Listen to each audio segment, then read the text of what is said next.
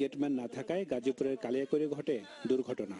ট্রেনের ধাক্কায় প্রাণ যায় প্রাইভেট কারের 5 আরোহীর। টঙ্গী থেকে জয়দেবপুর পর্যন্ত 20টি অরক্ষিত ক্রসিং রয়েছে। সব মিলিয়ে জেলার শতাধিক রেল ক্রসিং এর এমন দুরবস্থা। নেই গেটম্যান, অনেক জায়গায় অচল সিগন্যাল ব্যবস্থাও, তাই প্রায় ঘটছে দুর্ঘটনা।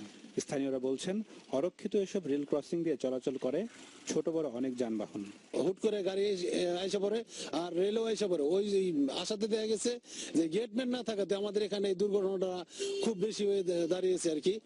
রেল ক্রসিং এ গেটম্যান থাকা অবস্থায়ও তারা নিয়মিত ডিউটি করছে না। সিকিউরিটি নাই, আপনার রেলের যে আপনার গেল সিঙ্গেল আছে, সিঙ্গেল নাই। রেলওয়ে পুলিশ বলছে, গাড়ি চালকদের অসাবধানতার কারণে কমছে না দুর্ঘটনা। যে গাড়িটা প্রাইভেট কারের ড্রাইভার, তার দোষ, তার সে সতর্কতার সহিত গাড়িটা চালায় নাই এবং রেল লাইনে সে দেখে নাই। তদন্ত করবো, তদন্ত করে পরে ব্যবস্থা যা হয় আইনানুগ ব্যবস্থা নেব। রাজধানী থেকে দেশের উত্তর পশ্চিম ও দক্ষিণাঞ্চল সহ নানা রুটের অন্তত অর্ধশত ট্রেন চলাচল করে ঢাকার কাছের এই জেলা দিয়ে। Desk report, channel 24।